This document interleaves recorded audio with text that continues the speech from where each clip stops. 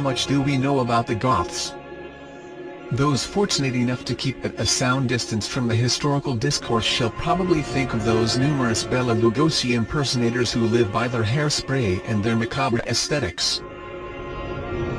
Those who did devote some of their time to tearing through all the insurmountable dogma and inexplicable lacunae in place of vibrant ages and civilizations that one finds in history textbooks will doubtlessly think of Jordanes and Cassiodorus in this respect, and recollect the Goths to have been a group of Germanic tribes who swarmed Europe in the alleged 3rd century AD, to rape, pillage and terrorize. صهیونیست ها از کجا آمدند؟ آلمان ها مدعی بودند که نژاد برتر هستند. ایتالیایی ها به گذشته رومی خود می اندیشیدند و خود را نژاد برتر می نامیدند. و یونانی ها هم به همین شکل در گذشته های خود غوطه‌ور بودند. سرب ها با همین نژاد پرستی آتش جنگ جهانی اول را در مونتنگرو مشتعل کردند و یهودی های تندرو نیز مدعی شدند نژاد برتری هستند که خداوند آنها را برگزیده است.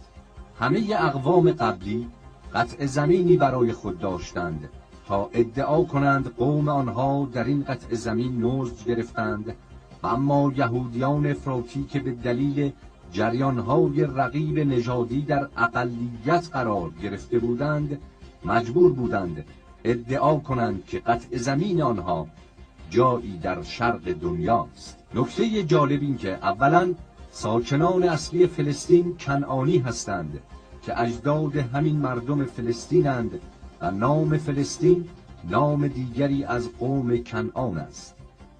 دوم این که یهودیان قبایلی بودند که از مصر به سوی ارض کنعان یعنی فلسطین حرکت کردند و سپس در کنار این قوم به زندگی پرداختند. و سوم این که طبق روال معمول همه ملت‌ها در طول سالیان متمادی اقوام در یکدیگر حل می‌شوند. به ویژه آنکه دو انقلاب بزرگ دینی در ارض کنعان یا فلسطین روی داد. نخست مسیحیت و دوم اسلام. چگونه ممکن است که همه اقوام ساکن فلسطین همگی مسیحی و سپس مسلمان شده باشند، اما یهودیان خود را از این همه تحولات که اتفاقاً میان اقشار عادی مردم روی داده بود برکنار بدانند و از آن تأثیری نپذیرفته باشند؟ استدلال صهیونیست ها قبل از اینکه استدلال باشد یک شوخی است. آنها به اخراج اجباری یهودیان از ارض کنعان در تقریباً 3000 سال قبل اشاره می کنند که اصولاً تاریخ آن را به شکل کاملاً مبهم و تنها با استناد به متون یهودی به خاطر می آورد. مهمتر این که اولاً همه یهودیان توسط بخت النصر کوچانده نشده بودند. دوم، کوچ اجباری آنها به دلیل اعتراض کنعانیان یعنی صاحبان اصلی فلسطین بود. سوم که همه تحولات مذهبی، سیاسی و اجتماعی مهم مانند ظهور مسیحیت و اسلام بین 500 تا 1000 سال پس از این رویداد اتفاق افتاد. قرائن و شواهد نشان می‌دهد مهاجرت به غرب اصولاً توسط یهودیان صورت نگرفته است و یهودیان غربی یا اشکنازی ها در اصل فرزندان اقوام یهودی شده‌ای مانند خزرها هستند که در قفقاز و شرق اروپا زندگی می کردند و تنها سفردیم ها یا یهودیان شرقی ساکن ایران و بلاد عربی می توانند ادعا کنند که روزگاری در فلسطین زندگی می کردند. To the chosen ones that are chosen to have this information and to move it through the generations. The agenda for centralized control and all that stuff.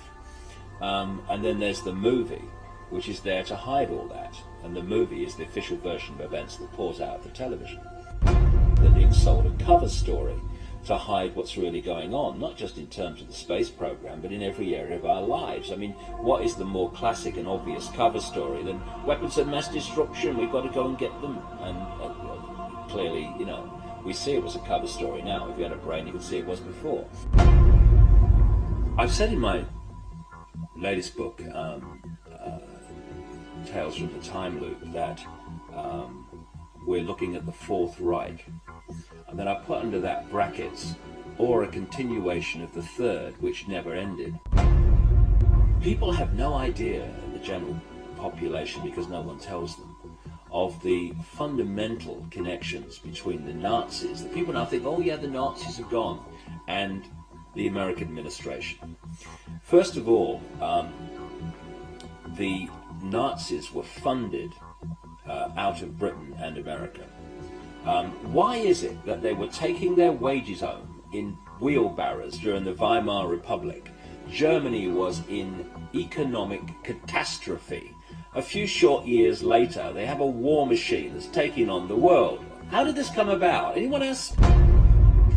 Well, let's ask the Bush family. Because, and this is not just me, other researchers have come up with this, and a guy called John Loftus, who is he runs the Holocaust Museum in Florida, that Prescott Bush, who is the grandfather of the present president, he was a major executive of the Harriman Empire in America. And they had a company called the Union Banking Corporation, the UBC, which interfaced with the banking and steel empire in Europe of a guy called Fritz Thyssen, who was named at places like the Nuremberg trial and elsewhere as a major funder of Adolf Hitler and the Nazis.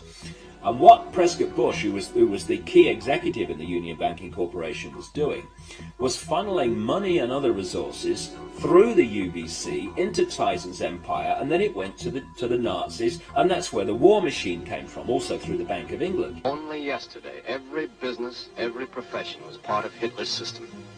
The doctors, technicians, clockmakers, postmen. Practically every German was part of the Nazi network. They believe they were born to be masters, that we are inferiors, designed to be their slaves. A number of companies in which Prescott Bush was involved in were closed down during the Second World War under the Trading with the Enemies Act. William S. Farish, whose grandson is now Bush's ambassador to Britain, William S. Farish III, very close friend and horse interbreeder with the Queen of England. His grandfather, William S. Farish, was president of Standard Oil, the Rockefeller Oil Company, when it was exposed as supplying the Nazis with oil during the Second World War, while they were supposedly in conflict with America. So what you had then was this CIA, British intelligence operation called Project Paperclip, which was to get the Nazis, the major Nazis, with all and a lot that with tremendous knowledge that are not registered by history, out of Germany so they would be safe, and into South America and North America to continue this agenda up to the present day. And so this is why you have Nazi after Nazi turning up as founders of and creators of NASA and all these other institutions, the CIA, that appeared immediately after the Second World War.